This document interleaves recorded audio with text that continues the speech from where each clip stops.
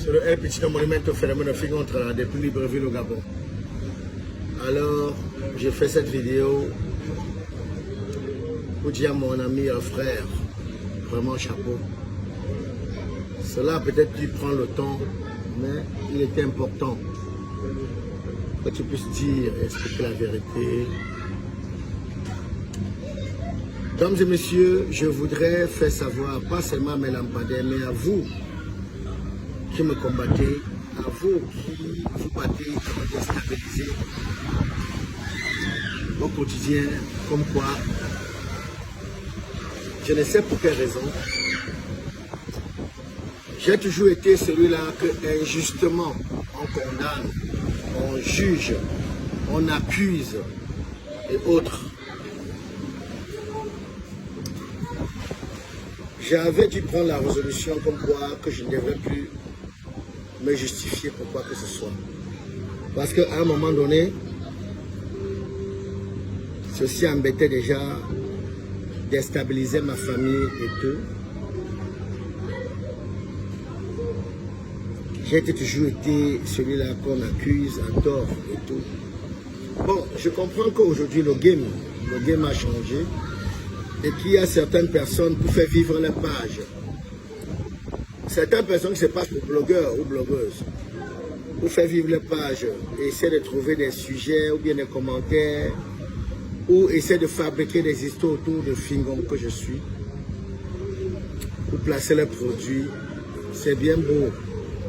Mais je vais vous dire à travers cette vidéo, faites très attention. Il est tellement facile pour vous. Parce que vous venez vendre vos produits, vous dites des choses absurdes, vous dites des choses horribles à ma personne. Sachez qu'autour de moi, il y a une famille, il y a des personnes qui vivent grâce à moi. Quand vous le faites en ne pensant qu'à vous, c'est bien beau. Mais pensez à votre progéniture, à vous. Parce que si le karma vous loupe vous, votre progéniture paiera.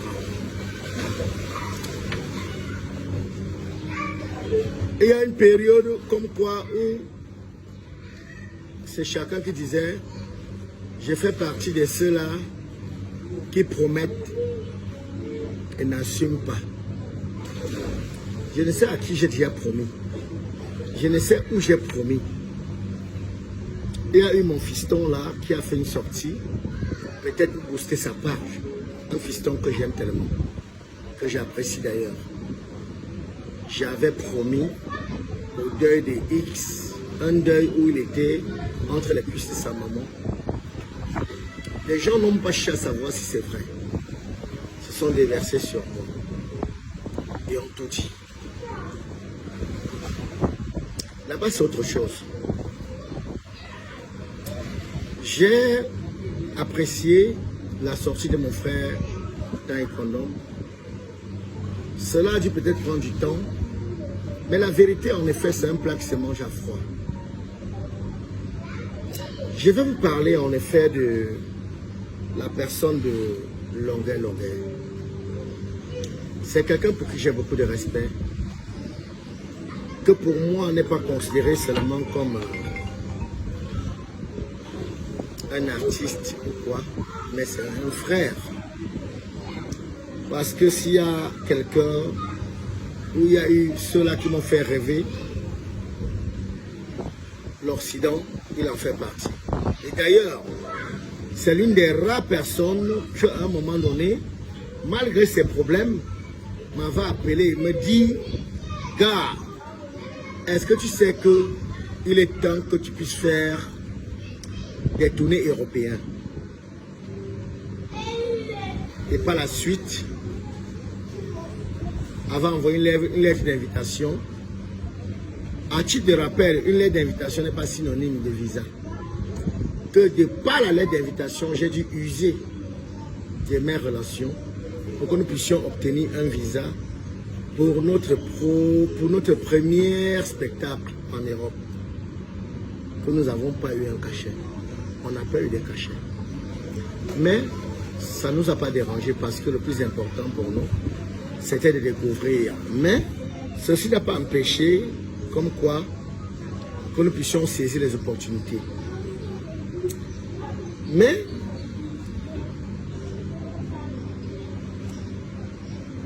grande était ma surprise à un moment donné, quand il a commencé à s'acharner sur la personne que je suis. Lui seul sait réellement pourquoi. Je ne sais pas si ceci était dû au fait qu'à un moment donné, qu'il me demande de faire une pétition parce que j'étais animateur dans une chaîne de radio, RTM, de faire une pétition où des artistes devaient signer et que je puisse introduire auprès de l'ambassade de France pour soutenir sa thèse afin qu'il puisse être acquis de ses problèmes. Mais, sauf qu'à cette époque, aucun artiste ne voulait adhérer à ça. Que je lui ai expliqué, il n'a voulu rien entendre. Ce qui fait que quand il est sorti, il a réveillé une histoire qui n'avait ni tête ni queue, dont nous étions une fois à Yaoundé,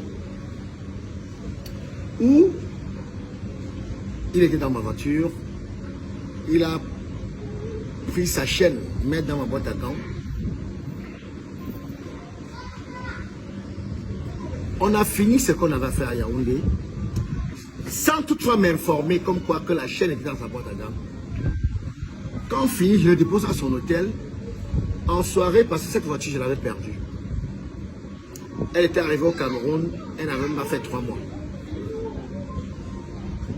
Alors, soirée, parce que je suis fan des matchs, hein,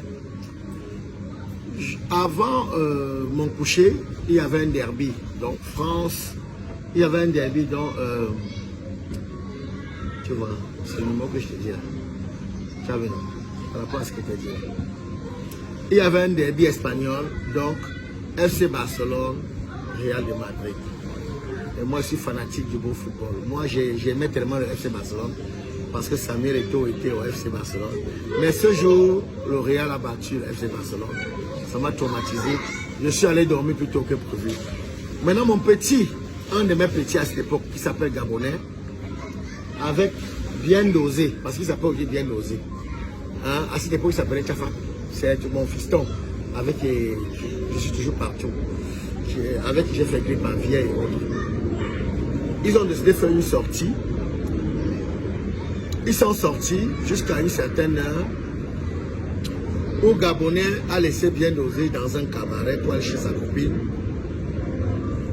Il roulait tellement à grande vitesse qu'il est allé frapper sous un poteau électrique avec ma voiture. À Essos, il était près de 3 heures. Il a perdu connaissance et que des intervenants ce jour ont pris tout ce qu'il y avait dans la voiture. Quand j'arrive sur les lieux, j'ai fait le constat, je vais à l'hôpital, machin et tout. 2 jours après, c'est moi qui appelle mon ami et frère pour lui informer, comme quoi, voilà, il y a eu tant. Il me dit, non, je ne veux rien entendre, tu vas me payer ma chaîne, oh, je sentais que tu as volé ma chaîne. Chose qu'à un moment donné, il me tenait en chantage. Il disait à qui veut l'entendre que j'ai volé sa chaîne. Quand je suis allé en Europe et que j'ai décidé de me baser en Europe, c'était sur toutes les plateformes. Et à chaque fois, il disait Tanier témoin, Chop Chop témoin et autres.